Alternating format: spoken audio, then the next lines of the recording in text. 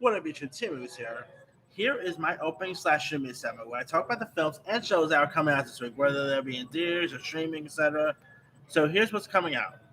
All right, in theaters and HBO Max, we got Cry Macho, the new Clint Eastwood directed and starring film about one-time rodeo star and washed-up horse breeder. In 1978, he takes a job from an ex-boss to bring the man's young son home and away from his alcoholic mom. Crossing rural Mexico on their way back to Texas, the unlikely pair faces an unexpectedly challenging journey during which the world-weary horseman may find his own sense of redemption through teaching the boy what it means to be a good man. Now, like I said, this definitely looks really good. I mean, it's nice to see Clint Eastwood. Like, this dude's literally 91 years old and still starring and directing films. And not to mention, he literally shot and starred in this movie while we're still in a pandemic. Shows that he's not even gonna let COVID-19 stop him from making movies. So pretty cool right there. Looks like it'd be really interesting. So I'm definitely watching this thing in theaters, not HBO Max. So yeah. All right. Also out this week, we got the movie Cop Shot, and it stars Frank Grillo and Gerard Butler screaming through the Nevada desert in a bullet-ridden car. Willie Connors, Teddy Moretto, hatches a plan to hide out from lethal assassin Bobby Vidic. He punches rookie officer Valerie Young to get himself arrested and locked up in a small police station. However, jail can't protect Moretto for long as Vidic schemes his own way into detention, bidding his time in a nearby cell until he can complete his mission. Now, this movie is directed by Joe Carnahan, who last time he directed the movie went straight to Hulu, which was Boss Level, which also had Frank Grillo in it. I quite like Boss Level, so looking forward to check this one out. I mean, Joe Carnahan is a really cool director, so sign me up to check out his next film. All right, also out this week, we got the new film, The Eyes of Tammy Faye, where in 1970s, Tammy Faye Baker and her husband Jim rise from humble beginnings to create the world's largest religious broadcasting network and theme park. Tammy Faye becomes legendary for her enable eyelashes, her sing, and her eagerness to embrace people from all walks of life. Now, this actually looks really decent. You know, it is directed by Jessica Chastain and Andrew Garfield. Looks like it could be very Oscar worthy. Hopefully, it'll be something decent. I mean, I don't really know much about the whole Tammy Faye Baker stuff, but I always do love me a good true story film, and this looks like it could be really intriguing. So, sign me up with this one. Also, out this week, got a movie called Blue Bio, which stars and is directed by famed Twilight actor Justin Chan, who plays Antonio LeBlanc, who is this Korean adopted, raised in a small town in Louisiana, Bio. He's married to the love of his life, Kathy, and raising their his beloved stepdaughter, Jesse. Struggling to make a better life for his family, he must soon confront the ghosts of his past after learning he could be deported from the only country he's ever called home. This definitely looks terrific. I mean, Justin Chong, he's a really cool director. I mean, he did direct movies such as he did that movie Goo a couple years ago, and that movie was really good. So hopefully this could be decent. I mean, this dude is literally coming off of something like Twilight, and he's making a name for himself as a really intriguing director. So could be really interesting to watch. All right, also out this week, got the movie called Prisoners of the Ghostland. In the treacherous frontier city of Samurai Town, a ruthless bank robber gets sprung from jail by a wealthy warlord whose adopted granddaughter has gone missing. He offers the prisoners his freedom in exchange for retrieving the runaway. Strapped into a leather suit that will self-destruct in 5 days, the bandit sets off a journey to find the young woman and his own path of redemption. Now, this literally stars Nicolas Cage in probably one of his most craziest roles yet. You also have Sophia Butella, Bill Moses in this. It looks intriguing, looks fun, looks pretty dumb. So, I mean, it's your pure Nick Cage film. So, I'll definitely get this one to go. All right. Also, after this week, we got a movie called the Nowhere Inn. Two creative forces band together to make a documentary about St. Vincent's music and life. However, they soon discover unpredictable forces lurking within subject and filmmaker that dreads to derail their friendship and the project. Now, this stars famed singer St. Vincent as well as Carrie Brownstein. You also got Dakota Johnson. It looks pretty creepy. Looks like a comedic horror based film. Looks very artistic, so could be interesting.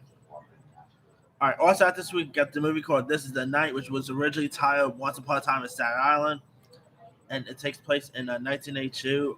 As all the Staten Island anticipates the opening of the blockbuster movie Market 3, and the Talon family must confront its greatest challenges in the end. The family realizes that the only way to live is like there's no tomorrow. Now, this movie actually has been shot like a couple years ago. It is from the same director, the same guy who gave us the first Purge, the other first three Purge movies. It stars the likes of Frank Grillo, Naomi Watts, Bobby Cannavale.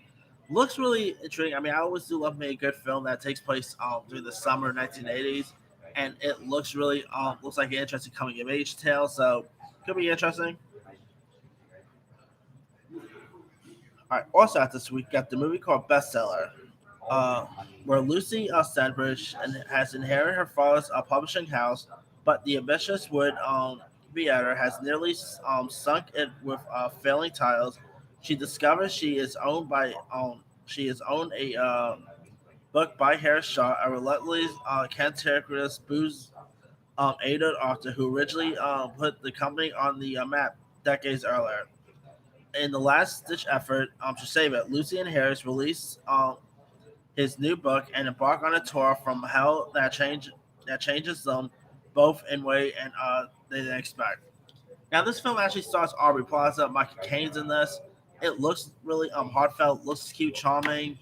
I mean, Aubrey Plaza and Michael Caine, teaming up for a film that should be interesting to watch. So could be cool, I guess.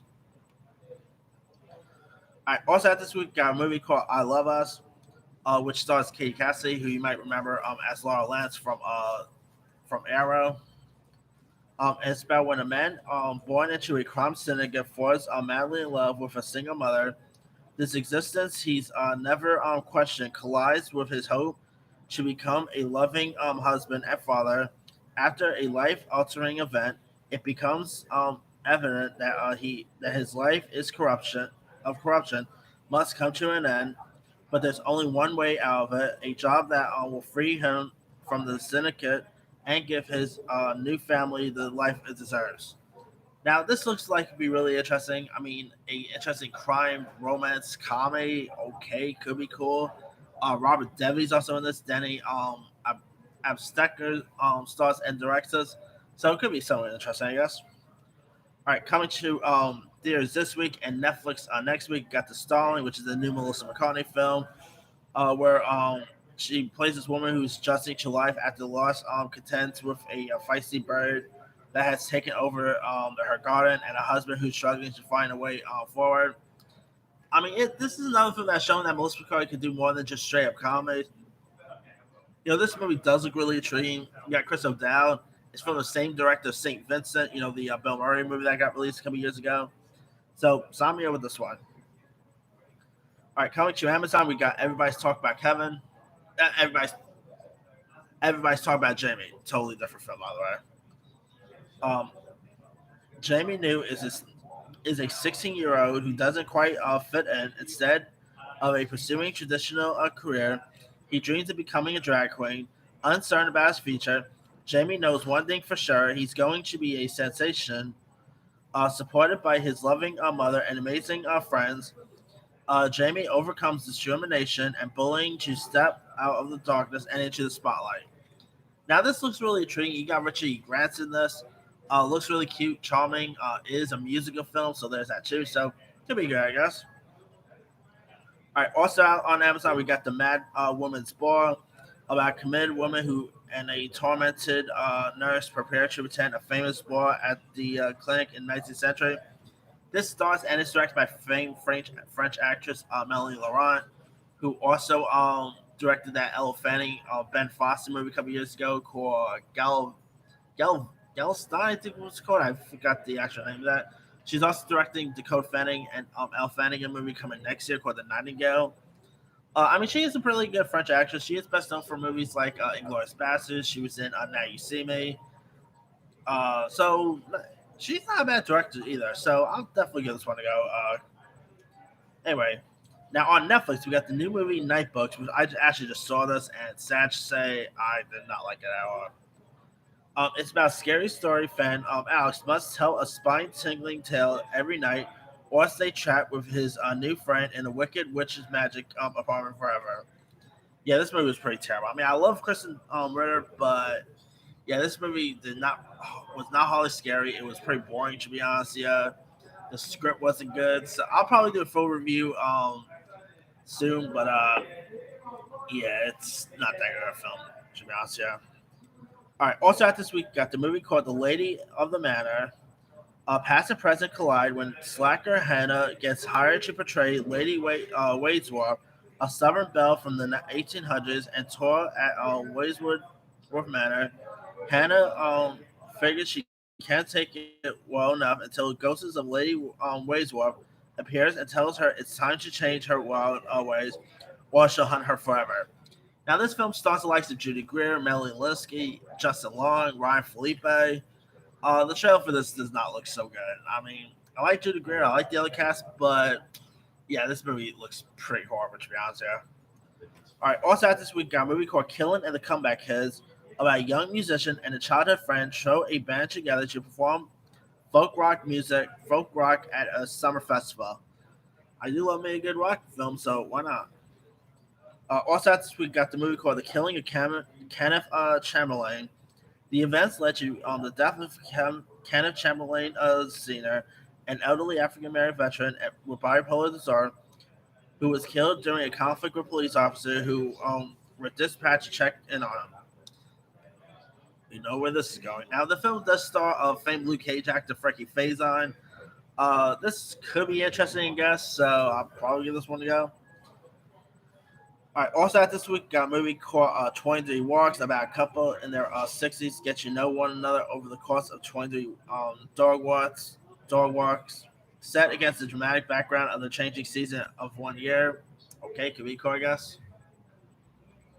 All right. We got a film called Last Night in Rosie, where a New York lawyer returns to his Boston home town to reunite his dying friend with his young son. He finds himself confronting his childhood trauma.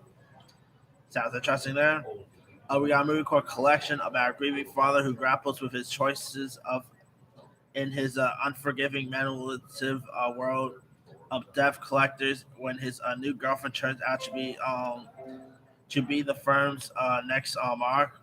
He must decide to what is more valuable, true love and happiness, or his biggest hit ever. I believe this has Alex Pettyfer in it, so there's that. It could be interesting.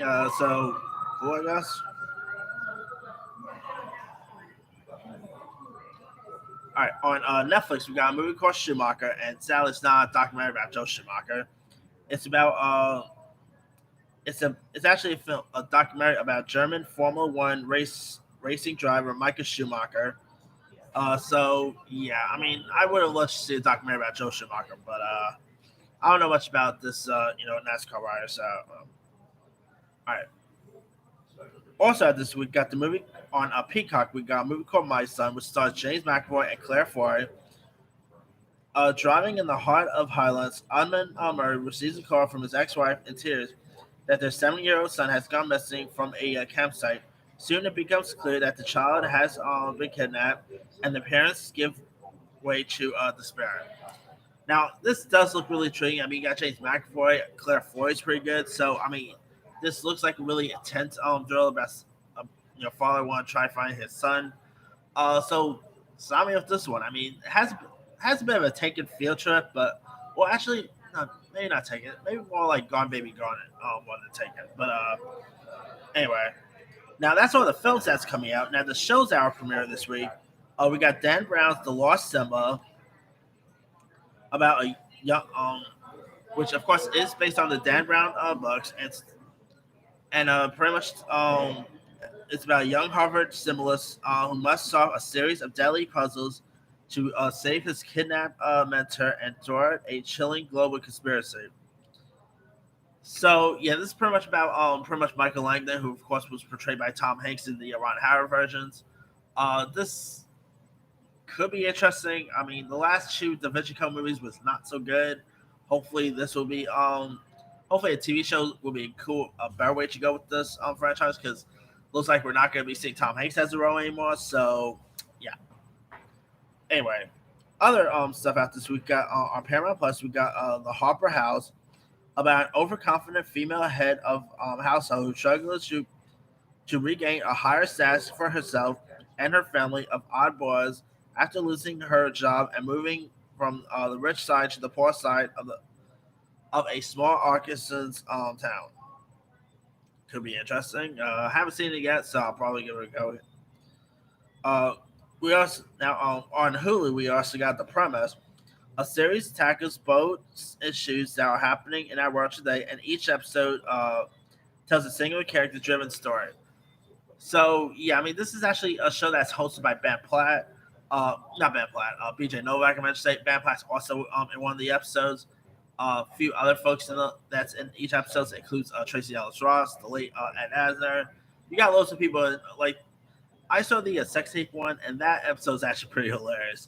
I mean, the first episode is pretty much it's just like if I was like this sex tape, believe it or not, and in the background of the tape it shows like somewhat like this black guy gang arrested by police officers and I kid you not, the only way that they had to prove this guy's innocent is to actually show the sex tape at court. Yeah, and it's also that episode had Ben Platt in it, Tracy Ellis Ross. I mean, that was a pretty cool one.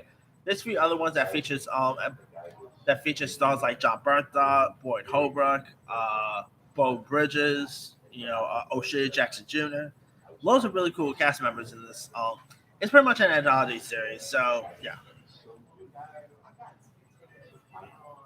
All right. Also, now other shows out this week on Netflix. We got Chicago Party On, which is another adult anime show on Netflix, which could be interesting to watch. On Apple, we got The Morning Show Season 2 with Jennifer Aniston and Reese Witherspoon returning. And we got Sex Education Season 3 on Netflix, which I quite like the first two seasons. So I am looking forward to see where they're going to take the third season at. Asa Butterfield's so good in this. The one who plays like the other co-stars are pretty good. If you guys have not seen Sex Education, that movie it's a bit like a lighter version of Euphoria in a way, but it's really cute. It's charming. It's a really decent show if you guys haven't seen it. So can't wait for season 3. But anyway, that's pretty much it. Let me lead you guys. Which of these are you interested in checking out? Are you interested in checking out Cry Macho? Are you interested in checking out Cop Shop, Night Books, etc.? Drop comments below. Don't forget to like, subscribe, hit that bell for more notification. This is Himu signing off. I promise this is my last call. All right, buddy. I'll see you soon. All right, bye.